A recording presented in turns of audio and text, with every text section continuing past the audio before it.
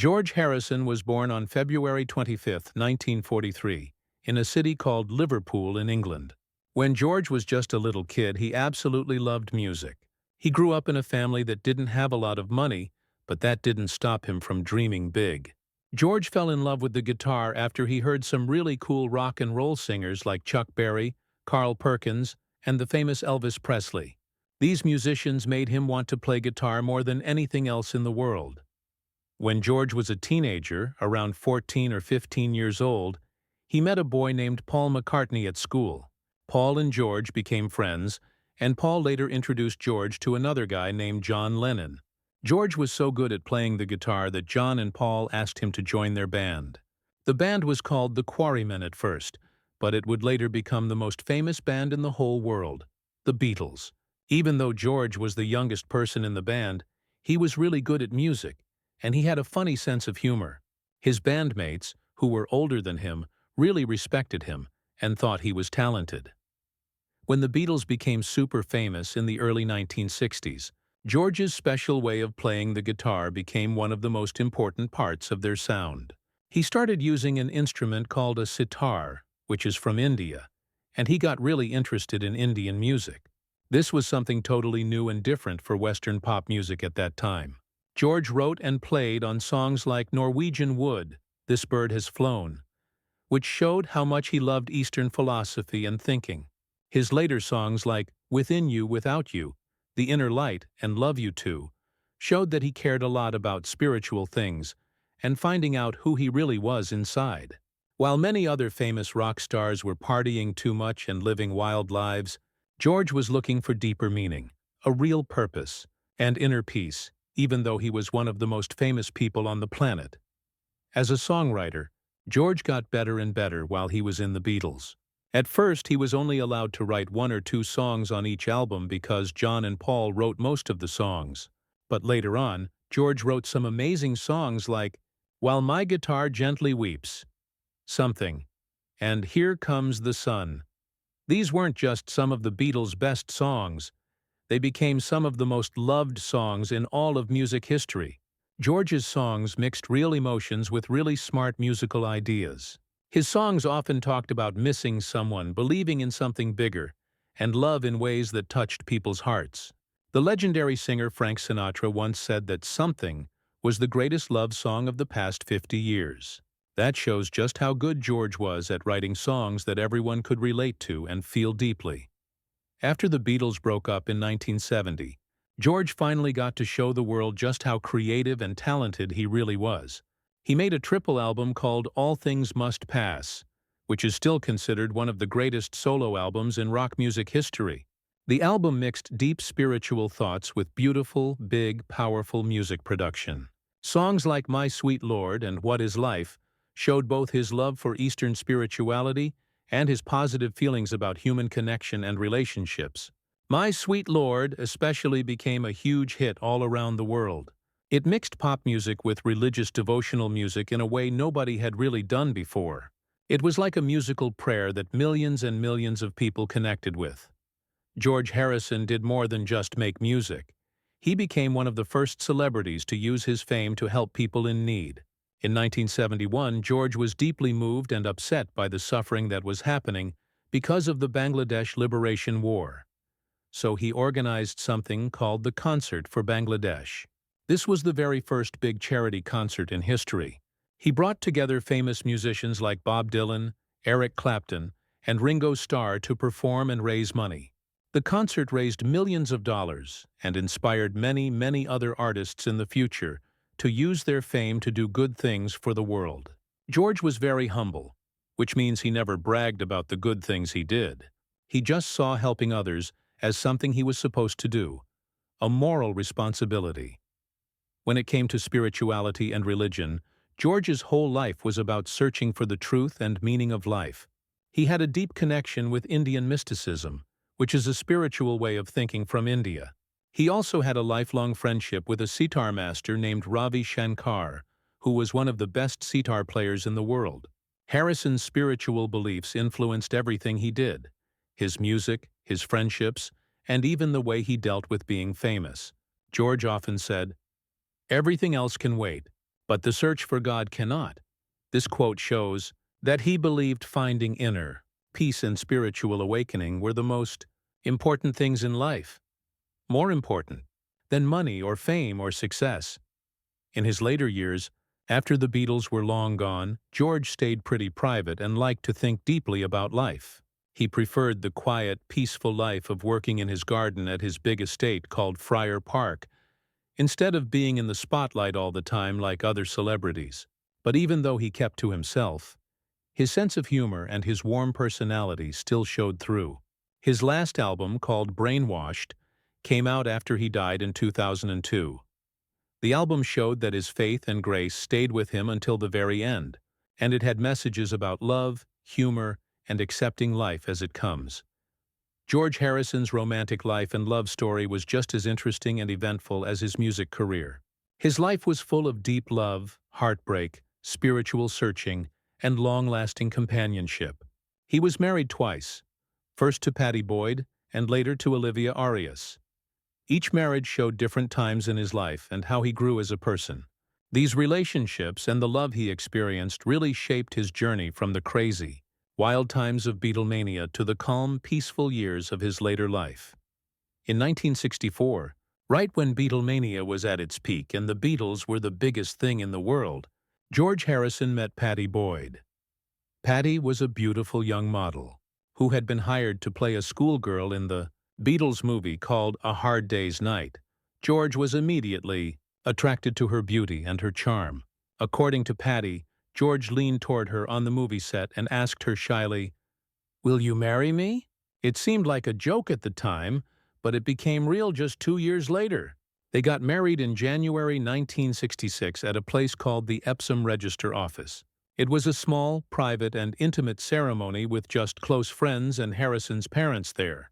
At that time, George wasn't just one of the most famous musicians in the entire world. He was also one of the most spiritually curious people around, always searching for meaning that went beyond fame and money. Pattie became his closest companion and partner through this time when George was changing and growing so much. Their marriage happened during some of George's most creative and productive years with the Beatles, and Pattie was both his inspiration and his best friend. Pattie's influence on George was so strong that she was immortalized in several famous songs. George wrote I Need You and Something for her. Something became one of the Beatles' most beloved love songs, and even Frank Sinatra praised it as the greatest love song of the past 50 years. However, being the wife of a Beatle was really hard and far from easy. The Beatles were constantly touring and traveling. The pressures of being so famous were intense, and George's growing obsession with Indian spirituality started to create emotional distance between them. Pattie later remembered and said, "He was so withdrawn at times, as if his mind was somewhere far away, chasing something he couldn't quite reach." She felt like George was there physically but not mentally or emotionally. As the 1970s started, the problems in their marriage got bigger and bigger. George's dedication to meditation and Hindu philosophy sometimes made Pattie feel neglected and lonely. Also, George got involved in affairs with other women, most notably with Maureen, who was Ringo Starr's wife at the time. This put even more strain on George and Pattie's relationship. At the same time, Pattie found herself becoming attracted to George's close friend, a guitarist named Eric Clapton. Eric fell deeply and madly in love with Pattie. Clapton's love for Pattie, which she didn't return at first, inspired him to write the classic rock song Layla, which was basically a desperate plea begging for her love. The emotional love triangle between Harrison, Boyd, and Clapton became one of the most famous love stories in all of rock music history. Despite all the personal drama and turmoil, Harrison and Clapton somehow managed to stay close friends for decades afterward. This was almost like a miracle, and showed just how forgiving and understanding George's nature was. By 1977, George and Pattie's marriage had completely fallen apart and reached its end. They got divorced, but they did it in a friendly way. Both of them would later describe their time together as being filled with both love and important life lessons. George's spirituality had taught him a lot about letting go and having compassion for others, which helped him handle the separation with grace and maturity. Patti later admitted that she still had great love and affection for him, and that their years together had deeply and profoundly shaped her entire life.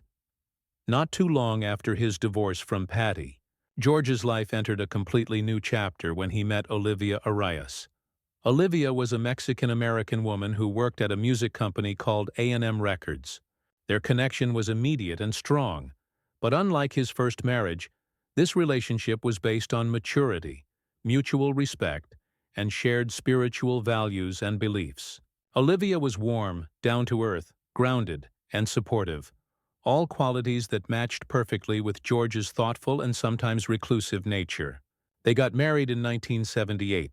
Just a few months after their son, Donnie Harrison, was born. With Olivia by his side, George finally found the peace and domestic stability that had escaped him for so long. Together, they created a calm, serene life at Friar Park, which was his big, sprawling estate in a place called Henley-on-Thames. Olivia stood by George's side through absolutely every trial and difficulty he faced. His battles with the media and press, the constant pressures of fame, his musical projects and endeavors, and even a terrifying home invasion in 1999 when an intruder broke into their house and stabbed George multiple times. Olivia's quick thinking and incredible courage helped save George's life that scary night. Their bond and connection only got deeper and stronger after the attack. She remained his constant and unwavering source of strength as he faced his final battle with cancer in his last years. When George Harrison passed away and died in November 2001, Olivia was right there by his side, holding his hand until the very end. She later spoke in a very moving way about his peaceful transition from life to death, saying that George left this world the same way he lived, in love and light. Their marriage, which had lasted for more than 2 decades, over 20 years, became one of rock music's rare examples of lasting devotion, true partnership, and spiritual connection. During the same time period that Lewis Collins was experimenting with music and playing alongside Mike McCartney, who was Paul McCartney's younger brother and also a talented performer, the Liverpool music scene was absolutely bubbling with youthful ambition, rivalries, and creative energy. Collins, who would later become known to millions of people for his role as Buddy in the TV show The Professionals, was at that time still searching for his artistic identity and trying to figure out who he wanted to be. He was totally immersed in the vibrant Merseyside music culture of the early 1960s. During this time, hundreds of young musicians were performing every single night in clubs like the famous Cavern Club and the Iron Door, all dreaming of becoming famous one day. It was in this exciting world that fate briefly brought Collins and the Beatles together, a what-if moment that could have completely changed the course of British pop music history. At that particular time, Pete Best, who was the original drummer for the Beatles, had been fired and dismissed from the group. Paul McCartney was actively looking around for a replacement drummer who could bring stability and style to the band's sound, which was evolving and changing. According to stories and accounts that were later confirmed by people who were close to the Liverpool music scene, Mike McCartney had been really impressed by Collins's rhythmic drive and his easy, natural charisma when he performed on stage. Mike suggested his friend Lewis to his older brother Paul as a possible candidate to fill the vacant drum seat in the Beatles. Lewis had great timing, both musically and personally, George Harrison later said, and reflected in an interview many years later. He had that natural confidence, that spark and energy that made him stand out from everyone else. We were all aware of him around Liverpool. He was a sharp lad, a bit of a rocker type, and definitely someone who had presence and commanded attention when he walked into a room. Yet, as history shows us, Lewis Collins turned down the opportunity to even audition for the Beatles. He said no to trying out for the band. The decision, while it seemed pretty minor and unimportant at the time, became one of those legendary crossroads and turning points in music history. Harrison admitted that he found the whole story both amusing and fascinating when he looked back on it years later. It's funny to think that he could have been sitting behind us on those early tours, playing drums while we traveled around the world, Harrison said with a smile on his face. Life has a strange way of steering you toward what you're meant to do and where you're supposed to be. And maybe Lewis was always meant to be in front of a camera as an actor, rather than behind a drum kit as a musician. But at the time, we were just a group of young lads trying to make it big, and anyone could have been part of that story and journey. The door was open to many people back then. After declining and saying no to the Beatles' opportunity, Collins chose to keep music as more of a passionate hobby than a full-time career pursuit. He played drums with several local bands around Liverpool, including groups called the Eyes and the Georgians. Both of these bands were pretty popular on the Merseybeat circuit, which was the local music scene. These groups allowed him to explore and experiment with different styles of music, from rhythm and blues to early rock and roll standards and classics. He wasn't just a drummer who kept the beat, Harrison recalled and remembered. He had a real feel for melody, for musical structure. You could tell he understood music beyond just keeping time and hitting the drums. Some people thought he might end up as a songwriter or even a frontman, leading his own band in his own right. Harrison also noted and observed how Collins's stage confidence and presence would later translate naturally and perfectly into his acting career. When I saw him years later in The Professionals on TV, I thought to myself, that's the same bloke I used to see swaggering into gigs and shows in Liverpool. He had that same energy, that same kind of cool toughness and swagger. He could have fitted in with us musically without a doubt, but he found his own stage instead. A different kind of stage with cameras and scripts. For George, there was a real sense of admiration and respect in the way Collins followed his own path and made his own choices, even when that meant walking away from what could have been an absolutely monumental and life-changing opportunity. You can't second-guess destiny or fate, Harrison said thoughtfully. Everyone who ever passed through the Beatles' orbit and came into our world was there for a reason, even if they didn't stay and become part of the band. Lewis might have been one of those people who was meant to touch our story briefly. Maybe the universe just nudged him and pushed him towards something else that was meant for him. The Liverpool music scene was absolutely filled with stories just like this one, stories of musicians who nearly almost became part of the biggest band in history, and stories of others who, like Collins, went on to find fame and success through other creative avenues and different paths. George Harrison, who was always philosophical and thoughtful about life, saw such moments as part of the beautiful unpredictability and mystery of life. I always thought the Beatles story wasn't just about the four of us, John, Paul, Ringo, and me, he once said in an interview. It was really about all the people around us who shaped and influenced what we became. The friends who supported us, the rivals who pushed us, the ones who said no to us, and the ones who said yes and joined us. Lewis was one of those names that floated around back then in Liverpool. And you can't help but smile and wonder when you think of what might have been if he had said yes. In the end, Lewis Collins's brush and brief encounter with the Beatles became one of those intriguing and fascinating footnotes in rock music history. It's a reminder of just how close he came to joining the greatest band of all time. For George Harrison, it was also proof and a testament to Collins's individuality, independence, and quiet determination to follow his own path. He had his own rhythm, his own beat to march to, Harrison concluded and summed up, and that's something every true artist understands deep down. You've got to follow your own tempo and pace, not someone else's. You have to be true to yourself and what you're meant to do in this world. George Harrison was a lifelong smoker who smoked cigarettes for most of his life. Sadly, he died of cancer in 2001 when he was only 58 years old. This was just 2 years after he survived a terrifying and traumatic knife attack by an intruder who broke into his home and stabbed him.